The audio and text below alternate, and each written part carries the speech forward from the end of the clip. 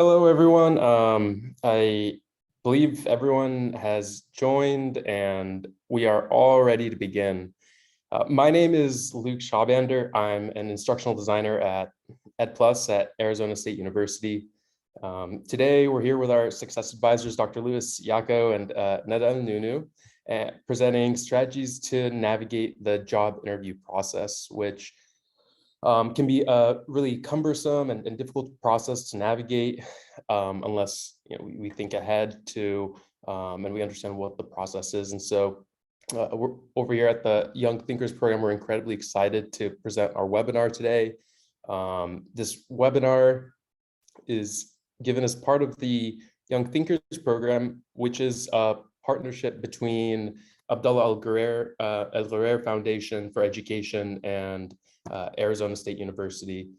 So a special thank you for all of our wonderful partners and beneficiaries who've advanced the program and helped us advance the program to what it is today. I don't want to take too much of your time, and so I'll briefly share some information about our session today. We'll begin with Dr. Louis and Neda presenting the webinar, and what will follow is a Q&A session.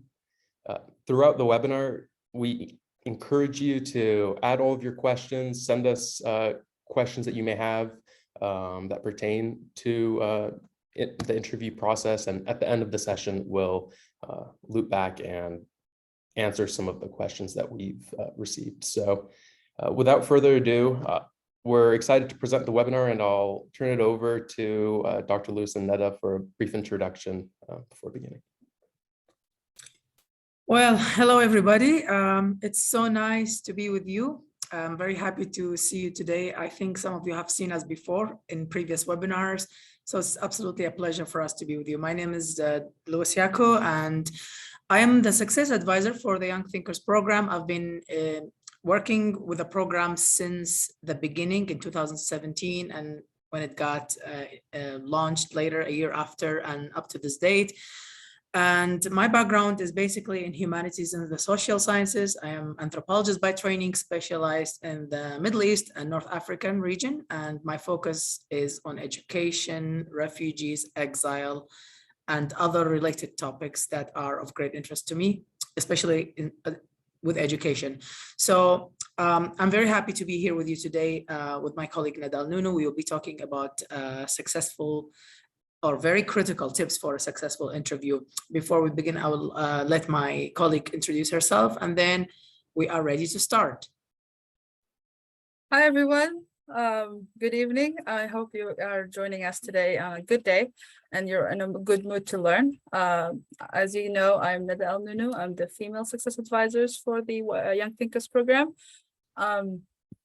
I'm solely the advisor for the females. I have a background in mathematics, and I've been with this program for the past 5 years. So if you have no other questions or no inquiries before we get started, we can get started with this webinar with the first poll question.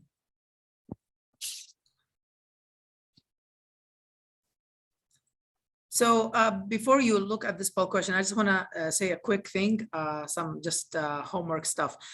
Feel free to write to us in chat, whatever you want, especially some poll questions will require responses in chat. And we designed them so that you can respond in a sentence or a few words, because we would like to know you and see what is your experience on a given topic. But also when it comes to questions throughout the webinar, feel free to write your questions in the Q&A channel, and we will be answering them. There will be plenty of time for answering your questions. So just keep writing your questions there, and we will make sure to get to them. So the first poll, as you see, we have is a small scenario. Your friend wants to share your LinkedIn profile in order to recommend you for a job at his company. Is your LinkedIn profile ready for a potential employer to review? So this is kind of a yes, no answer, as you see. It's a very quick thing. So let us know what you think.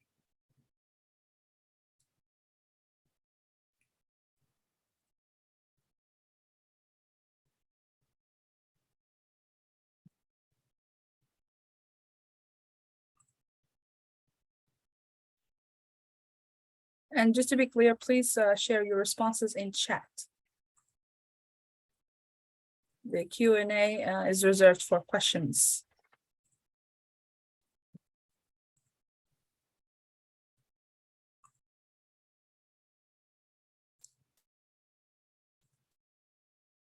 I see some people are writing in the Q&A channel. I see a couple no's, and we're still gonna give it a few, a little bit more times. Chat disabled. Somebody's saying chat is disabled. We'll have our colleagues just check on it very quickly. I also see somebody saying, is there translation in Arabic? This is in a webinar conducted in English, but feel free to ask questions in Arabic and we will respond to questions in the language received. We are both fluent in Arabic, Nada and I, so if you want to ask questions in Arabic or make comments, that's totally fine. Any more answers for this question before we stop? We stop it? Okay, now I see answers. I see yes, I see a couple no's. Please let us know because it really matters for us to, it's a good way for us to get a sense. I see quite a few no's so far. Yeah. Take your time. I think you should be able to right now. Ahmed says, I can't type in chat. I think it should be available now. Give it a try, please, and let us know. Okay, I see yes, I see no. Can you make the chat visible? Okay. So we will stop here. There's almost, I would say, half and half, yes and no. And the point of this small exercise, this scenario, is to show you that sometimes an opportunity can be very quick to come. You can come across a very quick opportunity, and it is extremely important to be ready for the right opportunity when it comes. And that's why, as you'll see, we're going to talk more about this kind of stuff. It's really important for you to be ready. This is such a small, like something that you may not think about, but having a LinkedIn profile, a lot of people apply and find jobs through LinkedIn. So having it ready can make a huge difference when that opportunity comes. So you can keep writing your thoughts on this if you feel like it, but we're going to move to the next slide. Yeah, my favorite answer was a smile. Someone just that's perfect. Perfect. All right.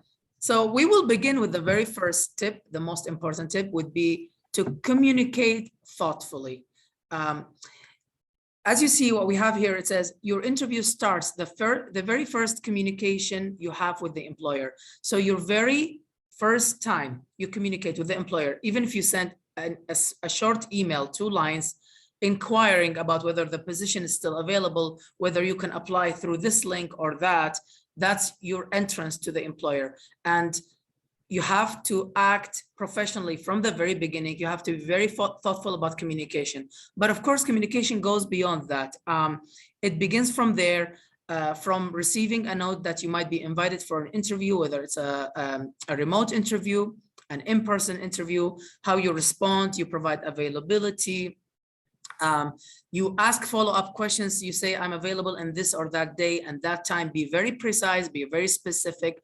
All the stuff can make a very big difference when they see that you are taking care of the smallest details. I'll be super honest with you. I can't tell you how many times I've written to people more than once and saying, can you please give me some days and times that work for you for us to talk?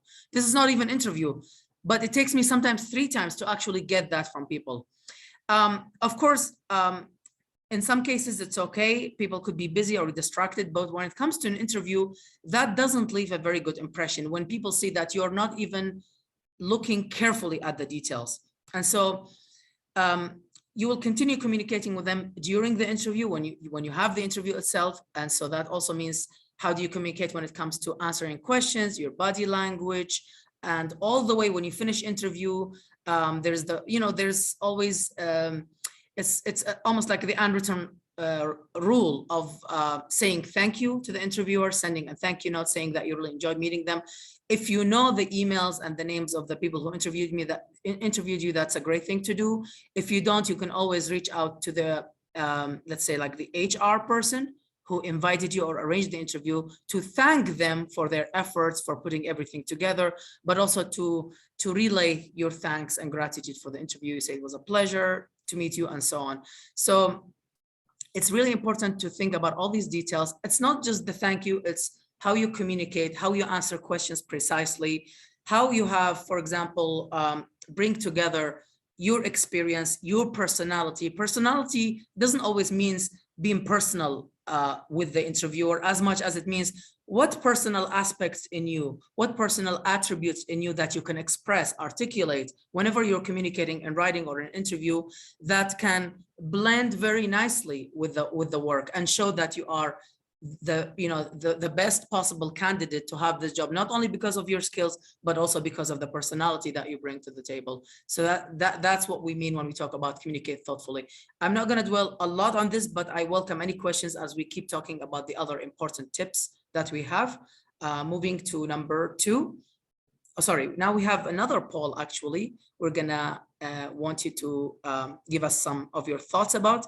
I'll have my colleague Nada tell you about this one. Nada, you're muted. Yes, I just realized that. So this poll question talks about being prepared for your next interview. If you're invited for an interview next week, so this is urgent, what are the key steps to be taken to prepare for that interview? Let us know what your thoughts are. This is free response in chat.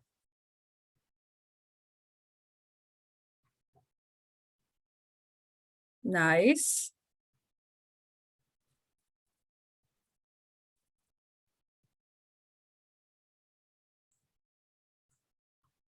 I'm saying a few people will say, look at the company website, read more about the company. You are very correct. Yes, that's a great step.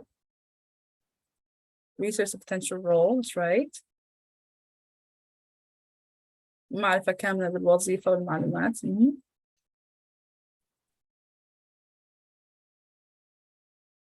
And the person who conducts the interview, that's right.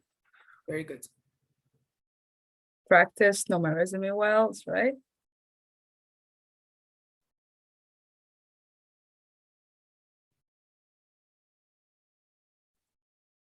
That's awesome. I also, like somebody said, to ask someone who works there about the process. And I would just add, we will talk about this later, what they call informational interview, whether you know somebody there, but it could be somebody who has a similar role somewhere else. It's always a good thing to talk to people who know a lot about the kind of job that you're applying to. They could give you a lot of information that might prepare you very well for the interview. So that's wonderful. I really like all the responses. Very good. Prepare myself mentally and physically. Perfect. Nice. So here we come to the second part, the second most important tip. As you'll see, it's very related to the poll we just had. It says, do your research, understand the mission of the organization and connect it to yours. To do your research, there are multiple layers to do to prepare yourself to research the job, the company. Many people go to interviews, for example, not having a clear idea about what the company is about, what are its values, what is its mission and vision, and what do they mean to you. So one of the most important things about applying to jobs is to know the company well, because the more you know the company, the more you know whether you will be a good fit for it, whether the company it's a good fit for you. Because remember, one of the things that we emphasize even in some of our courses at Young Thinkers program, the idea of having a personal mission statement. And to have a personal mission statement means that you should write a mission statement saying who you are, what are your values, what do you care about, where are you going, what do you want to get, what kind of career, why, what kind of things you want to achieve in that career. All of these somehow should be reflected in the kind of places that you want to work at or the companies that you want to work with. So the more you know the company, the more you're prepared. But also the other side of the coin here is that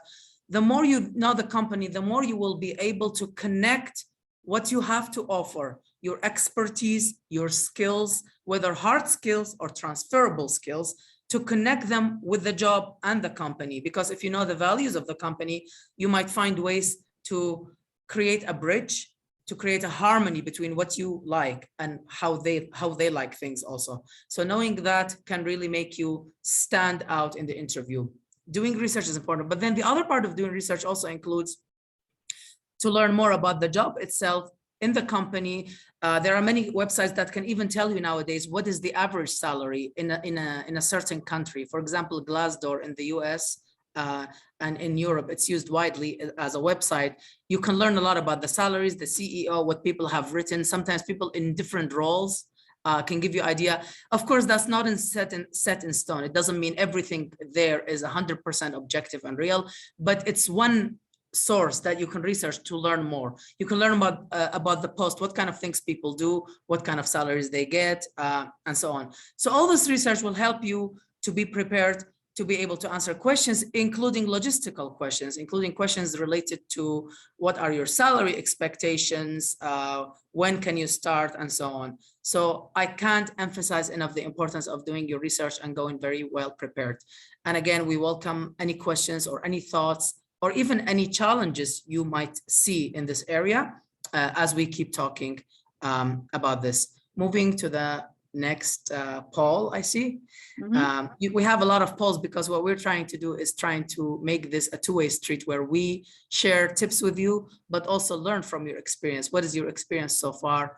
And even if you don't have experience, what are your thoughts so far? Because sometimes it's nice to see the reality, what we think about it, and what is out there to make that kind of connection. So what does it mean to be yourself in an interview? Just comment with a few words. When we say be yourself in an interview, what does that really mean when you hear that? Don't lie. I love that answer. I like that a lot. Yes. Be truthful. Beautiful. Okay. Feel free to write in Arabic also, just a reminder. Yeah. Not to change your values. Nice. Being authentic or informed. Yeah. Perfect. Show a sense of humor within a boundary, but yes. Looks like you guys got a peek into the presentation already from some of the answers, because we're gonna cover a lot of that. Yeah. Show your sense of humor. That's nice.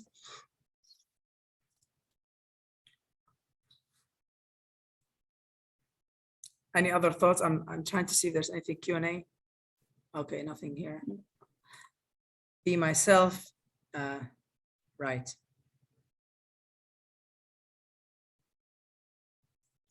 Yes, you can answer in Arabic anytime. You can ask and answer.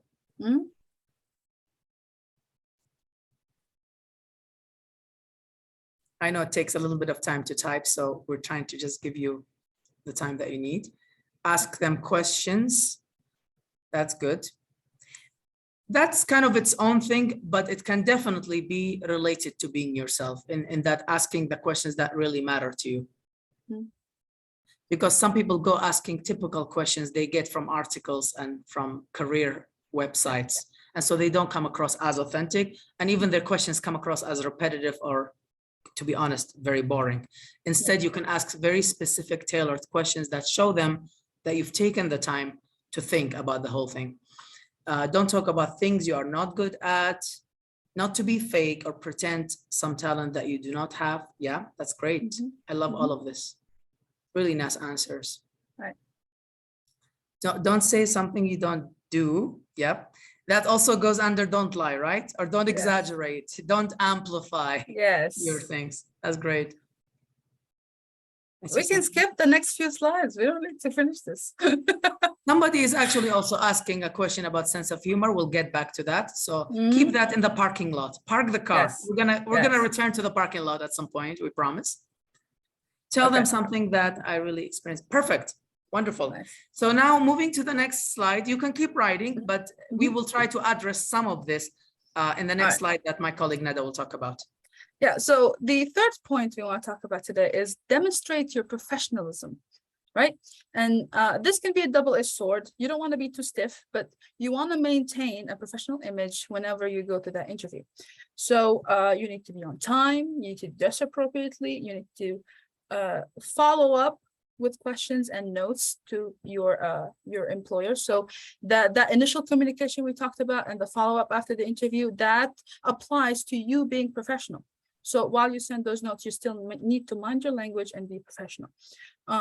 It's important to stand out in an interview. So I'm not discouraging you from being yourself or trying to make an impression during the interview, but whatever it is that you decide to do during the interview to impress the panel or the committee that's doing the interview, you need to make sure you're always professional at all times, right? During the interview, use respectful tones. You maintain eye contact. And if the interview is with more than one person, then you need to make sure that you maintain eye contact with each one equally. Don't focus on the person talking and ignore the rest, because that could be counted against you. It's rude to ignore the people in the room. Make sure to include everybody while you're answering.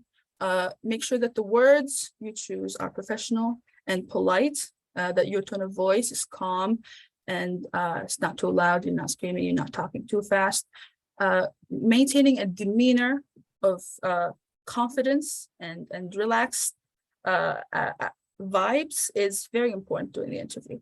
Your body language tells a lot about you, just like the way you dress, just like your tone of voice, that's just like your appearance. Now, that moves me on to my fourth point, which is being authentic. And the reason we want to group these together is because a lot of people think being professional means I can't be myself. That's not true. You can. You're actually encouraged to be yourself. Show them who you are. And while you're doing that, maintain that professional demeanor. So when you go in there, don't go in screaming, jumping, cracking jokes left and right. That's not professional. You need to be yourself. Show your passion for the job. Talk about why you love your field of work. Talk about why you think their company is the best fit for you. But while you're doing that, show them who you are personally, because this is the perfect time for you as the interviewee to interview the company you are going to their interview, if that makes sense, because you want to know if they're the right fit for you. You want to know if working here is going to make you happy. It's not just about the company seeing if you're the right fit or not. It's about you seeing if they have the correct environment to be the best workplace for you to thrive and show your best results, right? Now, when you're talking in the interview, sometimes it can be kind of daunting to be yourself and not lie, not embellish any facts. Doing that is gonna have negative effects on you later, because they will find out if you lie. So don't lie. And if you want to seem better, then show your passion. That's what's going to make you stand out. Not telling untruthful statements about yourself.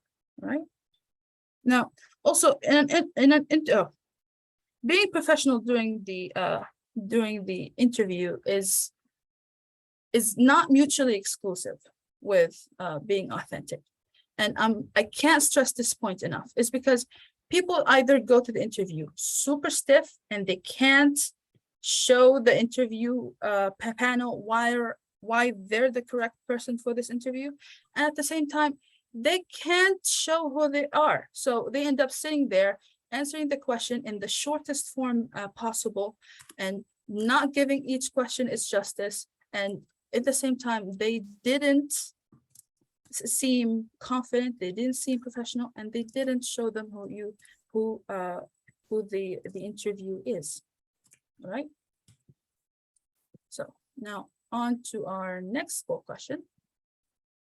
Take it away, Louis. So before we go with this poll, I just want to say one more thing related to everything we've talked about, and acknowledge that your responses to the poll about being yourself are they're beautiful. They're absolutely right about everything you said. Don't lie, be yourself, don't exaggerate, and don't tell them things that you don't know or things you don't have.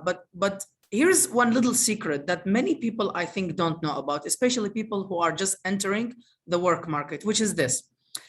Employers are not impressed when you go and act like you know everything. Why? Because they know that, especially in entry-level jobs, that people don't know everything. They are really impressed when you show them genuinely, sincerely what you know very well, which will come very naturally when you do know it, and also show them areas that you wish to learn more from, and demonstrate that this is exactly the job that can help me learn that. You see that? And they appreciate that. So every employment should be a transaction, a mutual benefit, that you learn something new and you give them a skill. If I go to a job where every single thing I do, I know, then I'm actually not learning. I'm not advancing. I'm just helping them. And so I wouldn't consider that as a good job. A good job, a good fit for me and for them, is that they give me something new. They teach me a new skill, give me a certain task or certain things that contribute and enrich my professional experience and even my personal experience. And I give them some things. It's give and take. So it's very okay to go showing them sincerely what you know very well, and also demonstrating that this job has areas that you really care about and that you really want to grow in. And this is what I mean by being authentic, and by not feeling that you should go and know everything. Because if you know everything about a post, then that's not the right post for you. Maybe you should be working somewhere else to learn something new. Moving to the next poll. Should you prepare questions in advance for an interview? Yes or no? Yes, yes, great. I'm loving that. Lots of yeses here. And just to clarify, we don't mean prepare your answers for questions you think they might ask you. We mean questions you have for them, right? Exactly.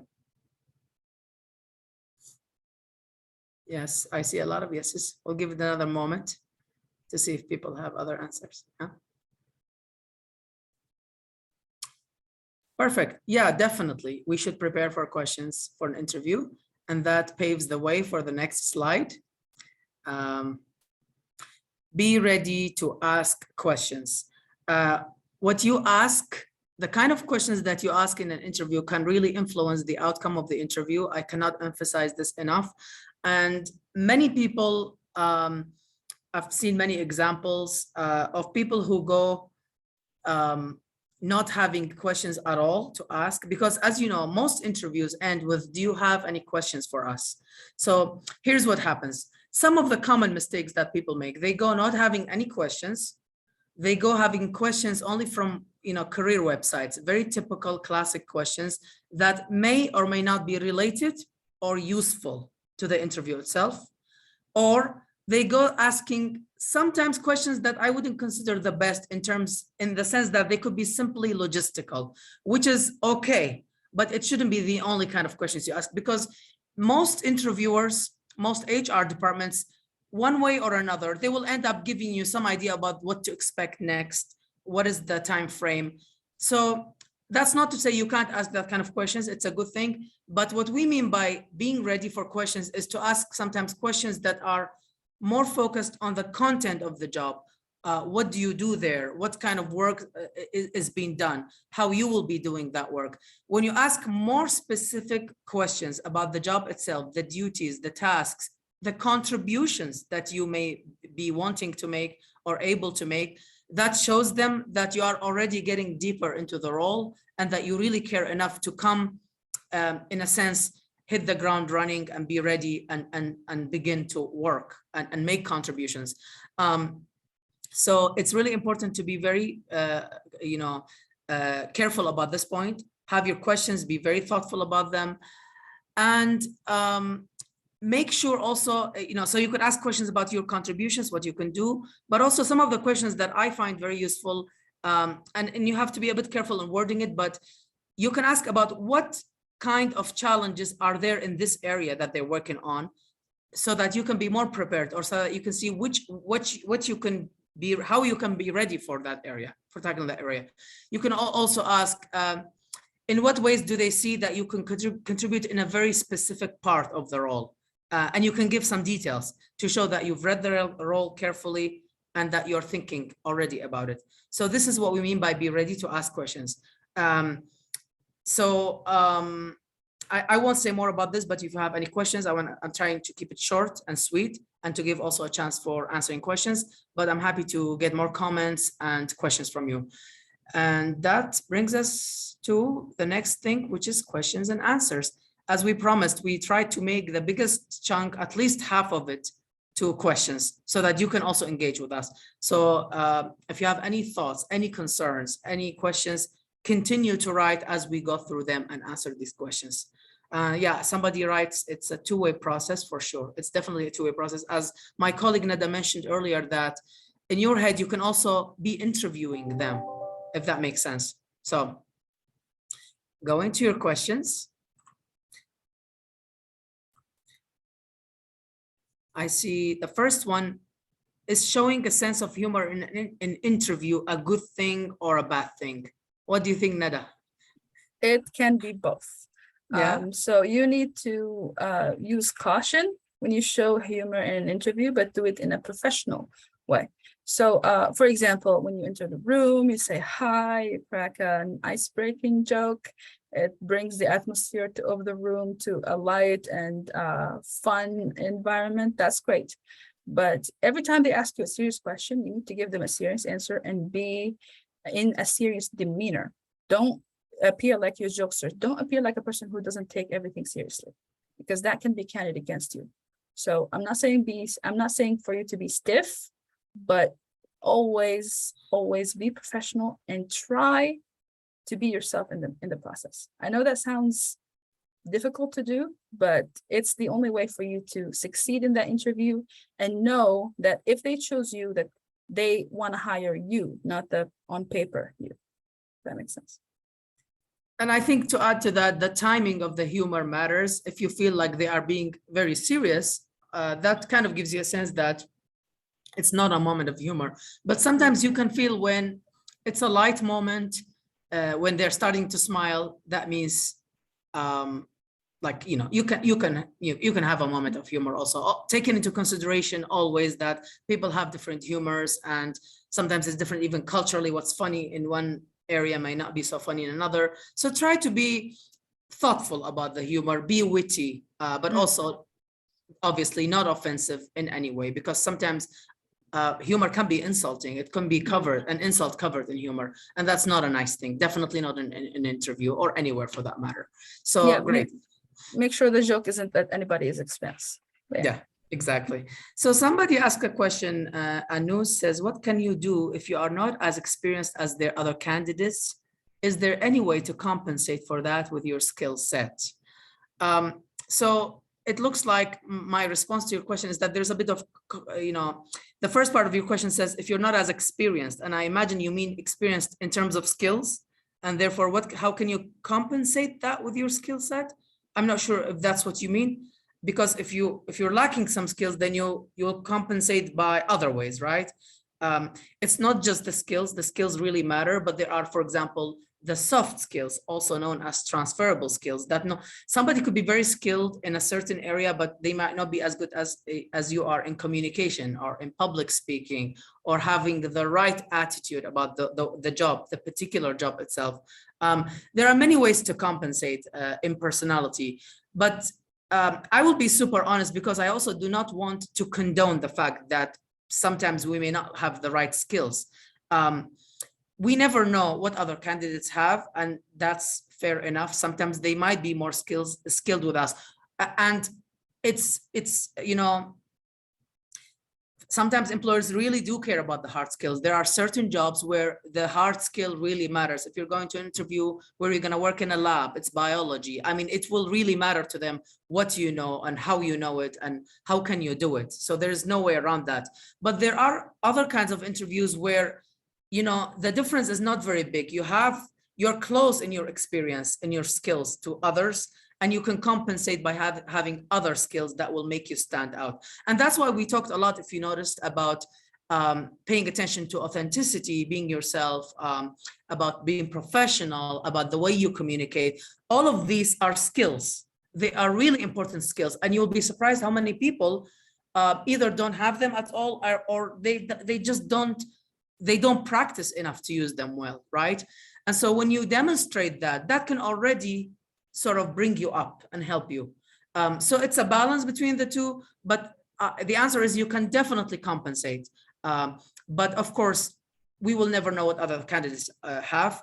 All you can do is do your best and be very sincere about the real skills that you have. By real, I mean, sorry, I mean hard skills that are the actual expertise, but also do your best to demonstrate the other skills that many employers like communication, the mindset, critical thinking, being innovative, have new ideas. And by the way, we have courses designed for each one of these in Young Thinkers program. So feel free to take our courses. They are all short.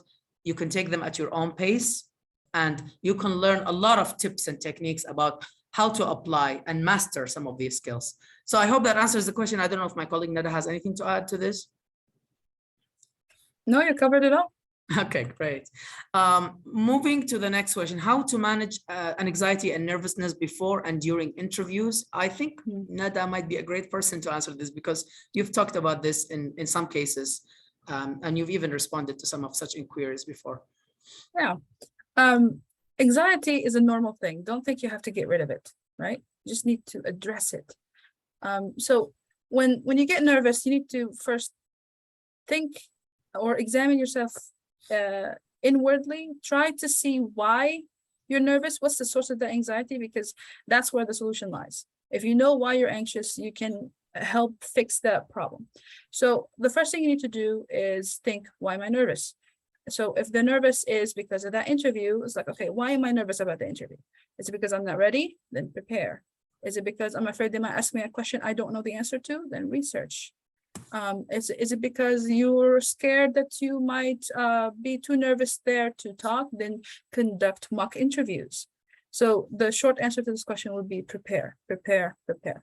If you do all your homework, if you make sure you know everything you need to know for that interview, then you won't be nervous anymore. And if you are still nervous, then tell yourself, okay, I did my homework, I researched the company, I practiced, I did the mock interview, and I asked all of them, did them so many times, I know them I know back the back of my hand. Then you won't be nervous in the interview, right? And during the interview, always take deep breaths. Try to be calm. Take your time to answer. It's not a race. They're not expecting you to have the answer ready the moment they finish uttering that question, right? So take a few seconds, breathe in, breathe out, and then answer the question, and you'll be fine.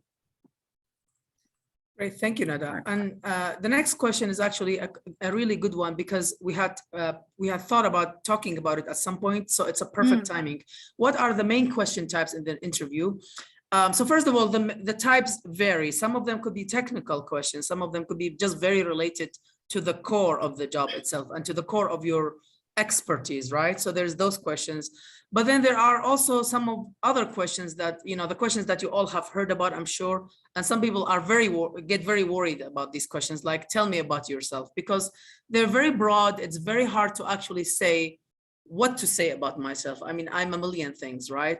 But how to answer that question? People find it very challenging. Or what are your strengths and weaknesses? For example, people find it very difficult to talk about weaknesses. How can I talk about weaknesses? I mean, I'm in an interview. That kind of defeats the purpose, right? It sounds kind of counterproductive. Where do you see yourself in 5 years? These are some of the key questions that get asked. Why should I hire you, right? Why are you the best candidate for this job? Why do you want to work here? And so such questions. Why did you leave your last job, right? While, as we talked several times, mentioned several times already, you try to be authentic and try to be honest also. But at the same time, do not take the question literally. Tell me about yourself. Obviously, they don't always mean your favorite meal or your favorite color or what kind of shirt or your favorite brand. What they mean yourself. It could be also your personality, but insofar as it connects to the job, how the person connects with the job to show me who you are. So tell me about yourself. I'm a person who's trained in this area and I passionately care about this area. And that's why I got this training. But then I discovered after I graduated, I also like X, Y, and Z. And so I finished a couple courses online on this. And so this is telling them about myself. It is very professional, but if you also read between the lines, they will actually get to see you as a person. They will see what causes, what areas, what kind of things you care about. What are your weaknesses? I personally think a lot of websites, career advice, they don't give the best advice on this. They kind of advise you to say something that still make you look really good. And I think employers, they've seen all of these websites, and they will know when you're just bringing it from the book. What I would recommend is you can talk about your strengths. And I think that's easy because you can tell them what are your skills, what is your training, why you are good. I imagine this is not hard for most of you, but if it is, we would love to hear from you. The weaknesses is the harder part for many of us, for I would say most of us. But one way to approach it, this is one way. There are many other ways, by the way, but I'm sharing with you one way that I believe is very effective, is to talk about an area that you would love to improve at, and you think that this job might help you in improving in that area. And you say, and so you don't repeat the word weakness, but you can say, this is an area that I really care about and I would love to learn. Give them concrete examples to show your strengths, as I said, but you should be honest in describing certain areas where you can improve. So make sure to do that. And I think they will appreciate that. There is something to be said that when you are sometimes vulnerable and being very honest about where you can improve, how something could make you better, people appreciate that. Why? Because we all have some weaknesses. We all have a place to improve. The interviewer is a human just like you. And so when you talk like that, they will know exactly what that means. And they will appreciate how genuine and sincere you are, as opposed to playing with language just to sound like you are, like you are great and everything, which I think people will see that.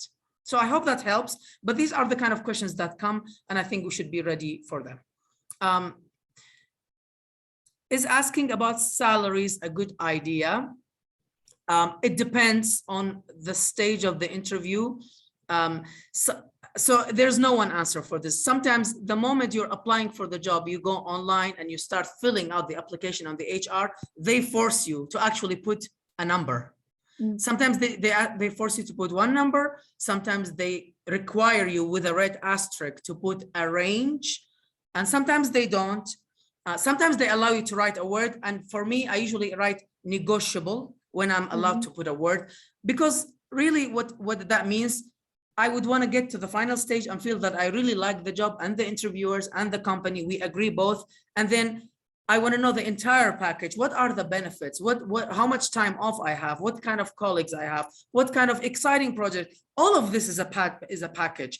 And so at that moment, I can negotiate. Maybe I could go a bit down or go with a range that they will be very happy at, given everything else. So there's that. Sometimes they will ask you from the first interview.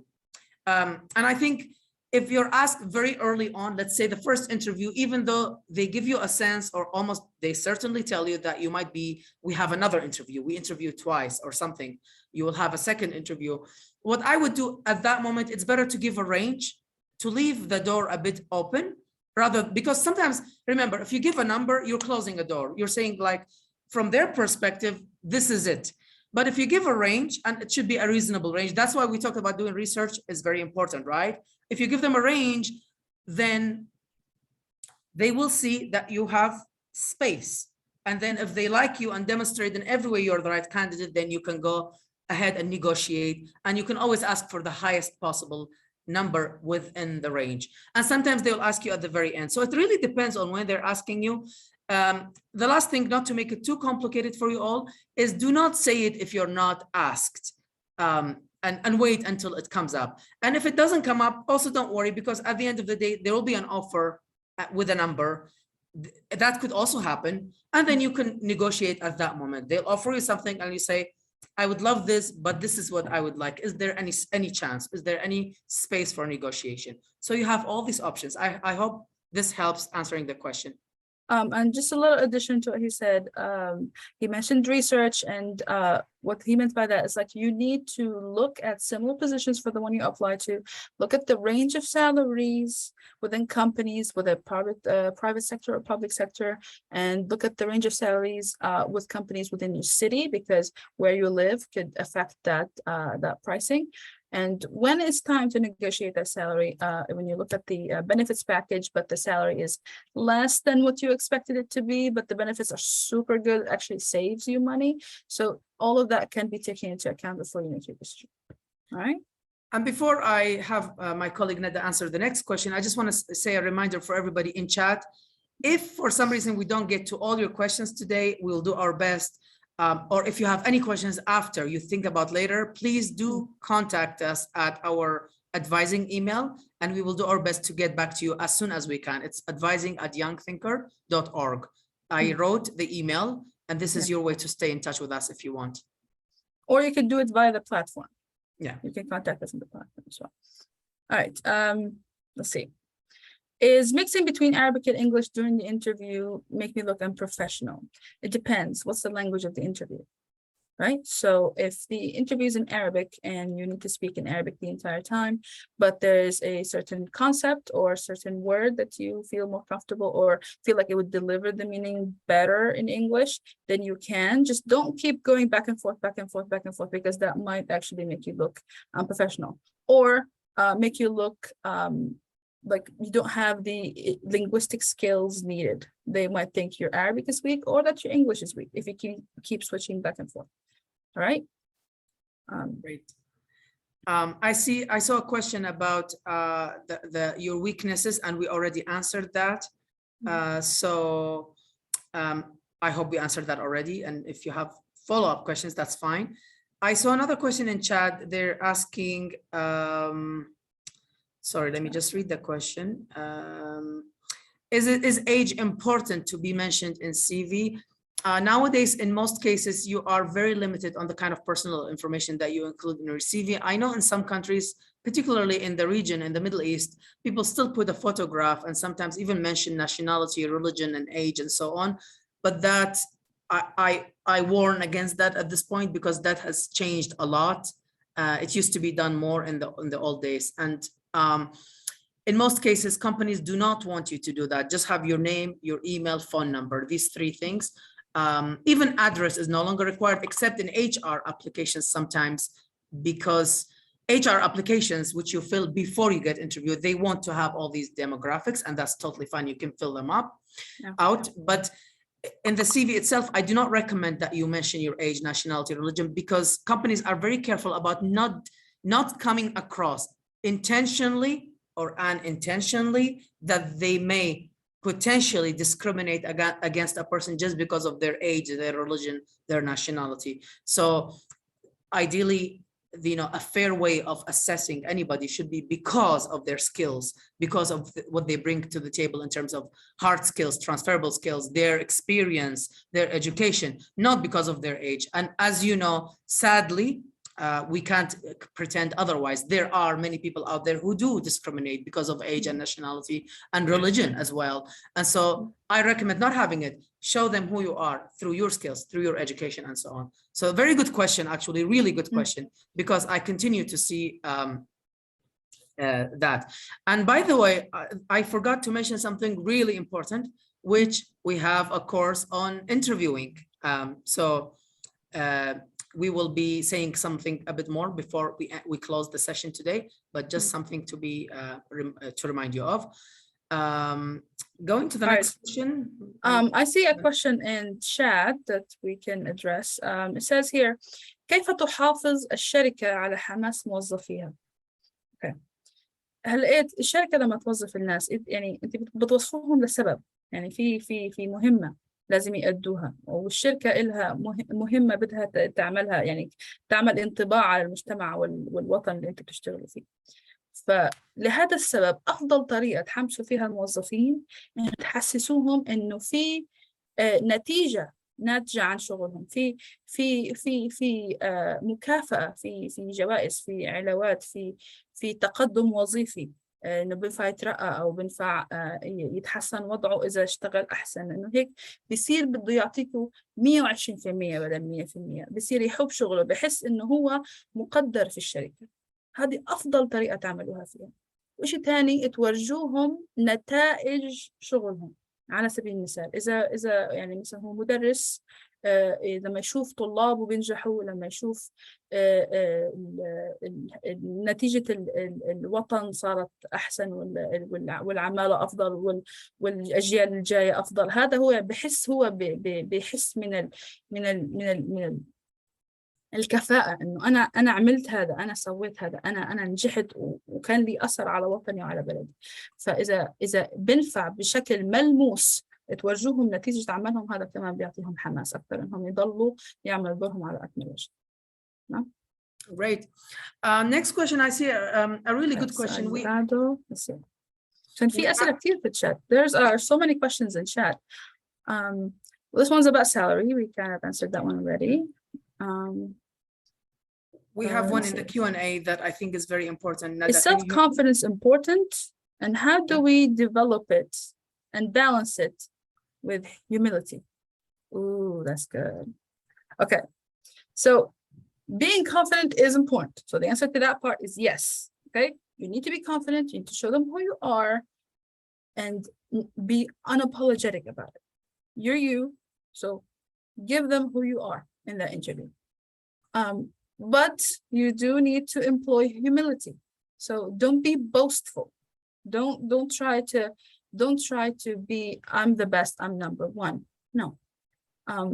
The best way for you to show confidence and humility at the same time is by highlighting your willingness to learn, right? So if you are always seeking to improve yourself, you're always seeking to learn and become better at everything you do, even if you're already good at it, that to me is the best way to show them that you are humble enough to seek advice, to seek feedback, to respect the feedback you get, to appreciate criticism, and to build on it to become a better person. That's what humility in the workplace would do, right? Perfect. Can you hear me all? Nada, can you hear me? Great. I see two questions and I'm going to combine them. One is asking to repeat what we said about how to answer a question about your weaknesses, and the other one, why you left your previous job. The weaknesses, I can understand why you're asking us to repeat it because it's a really challenging one. But the idea is that you talk about areas, especially areas related to the job itself, where you could really acquire new skills and experience and improve. So you say, I really care about this skill. I'm not very strong in it. And I strongly believe that this position will allow me to practice and get better at it. That's one area. And it could be any area. Or you say, I'm still a shy person. I would love to get better at speaking with people. This position in doing this and that will allow me to talk to some audiences.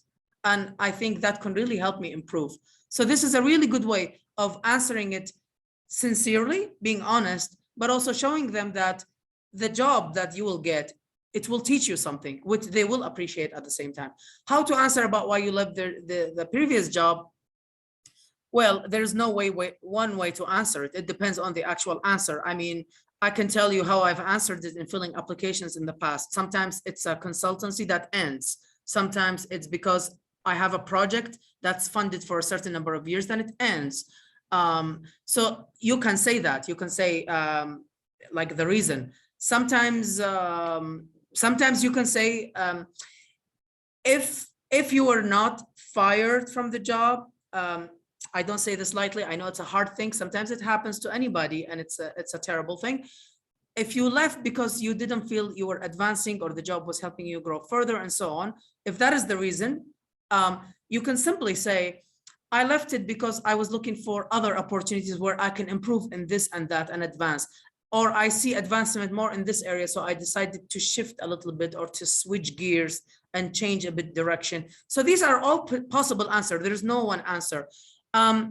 If you were laid off, you can simply say, none of these answers are bad. None of them are wrong. They're all absolutely perfect and accepted. If you took a break, you can say, my family needed me and I needed to do this.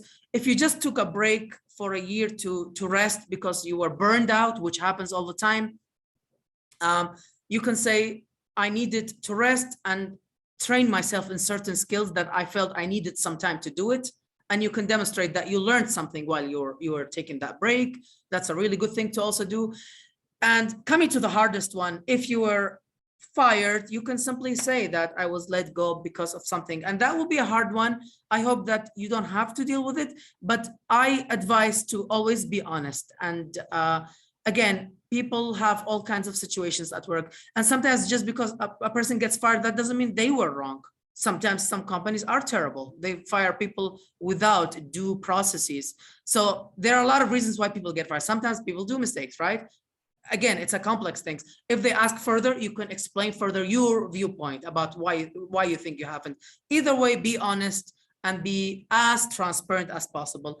I think we can, it's very hard for us to disagree on the fact that wherever you interview, people will appreciate honesty and transparency. It will always pay off. Even if it doesn't lead you taking the job, I consider that a payoff in a sense. So going to the next question, my colleague Nada will look at it. All right, let's see. How do I prepare my answers before the interview? We already touched base on this a few times. So when you are about to go into an interview, you need to do your research. And when we say do your research, we don't just mean look up the company, look up what they do, look up their mission statement, look up what they want to accomplish by their work. No, we mean look for certain details in that job, the skills they need, the tasks you will be required to do, because their interview questions will revolve around those facts, right? So they will ask you questions about problem solving. They will ask you questions about the confidence in public speaking, if that's a requirement of the job. They will ask you questions about how you would handle certain situations where you had to work in a team or where you had to resolve conflicts or etc. So when you know the expectations of the job, you'll know the skills expected for you to perform your job perfectly. And by knowing those, you can prepare for the questions that you're going to get in the interview. All right. Okay, how do one apply for a job without educational qualification and experience? It depends on what the job wants. If the job wants that education and that qualification, I'm afraid that it may not be the right fit, or you might not have a great chance. If the job wants certain qualifications, but they're a bit flexible in what exactly, let's say having a diploma or a graduate diploma versus a bachelor's versus a master's, sometimes you can combine having the degree, even if it's not the highest, and the experience, and the combination of both can make your chances very high. And many jobs actually do say either this degree, which can be higher and less experience, or more experience and a lower degree. So like they are open to these possibilities. Many employers recognize it's not just education, it's not just experience, it's the combination of the two. They really go hand in hand in how they nourished you and fed you, and that's something you can demonstrate. But if it is something required and you don't have it at all, then the only chance I would say is to actually find a way to acquire the education and the skills. And that's an area, another area, not to get really to digress from the question, but there you can start exploring maybe some ways that take less time to do that, to get that education, or longer time, you know. So for obviously a bachelor's takes 4 years, but sometimes a certificate that might be enough in certain jobs or certain positions could take shorter time. So you have to be strategic depending on your responsibilities, your commitments, and even your resources. Do you have the finances for it? Do you have finances for a master's degree or just for a certificate?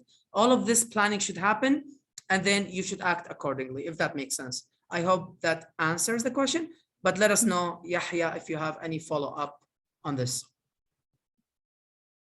Okay, so we have one last question and then we'll be done on time. I'm glad we managed to get to all the questions. Perfect timing. Yeah, this question says, what comes next in the interview? So just to clarify, if you mean what comes next as in the interview process, usually the interview processes have 2 to 3 steps. So the first one, after your initial application, you're contacted to schedule an interview if they're interested to see who you are and interested in you as a candidate. So after your first interview is concluded, regardless of the modality, it could be virtual, remote, via the phone, or it could be in person. So after that interview, they usually share with you how the process is going to go. and they communicate with you via the way they told you they would. So they would tell you, you would receive a phone call within 3 to 4 days, etc., etc., or you would receive an email from us, from the so-and-so person, and they will tell you what's next if we decide to move you along in the interview process. So you will get that information from the interviewing company. However, usually it takes 2, maybe 3 steps, so 3 interviews to get the job. And at least one of them, especially if your field is technical or has an essential skill that needs to be utilized. So if that is the case, then you will have one interview where you need to perform for them to test your abilities. So that will be one of the steps you need to look out for. All right. Thank you very much, Nada. And as again, another friendly reminder, this is the email. If you have more questions or you think of other things that you would love to share with us, if you want to communicate or get in touch through advising@youngthinker.org. Thank you, all of you. It was really a pleasure, a treat to be with you today to talk about this. This is stuff that we care about very deeply, and we know how important it is. Great thanks for Al Ghurair Foundation for supporting this, for our dear colleague, Muhammad Shabander, for helping us with all the technicalities and the introductions, and our dear colleague at ASU, Elizabeth Gordon, and of course, Nada, thank you so much. And we hope to see you again in our next month's webinar. And another quick reminder, we do have a course on interviews, amongst other things, a lot of transferable skills. And somebody mentioned whether they can use the STAR method in the interviews. Yes, and we have it in the course as well. So it's a really good point. And it was truly a pleasure. We wish you all the success that you deserve in your job hunting, in your job preparation and career planning. And we're always here for you if you need anything. Thank you so much. All the best. Bye, everyone.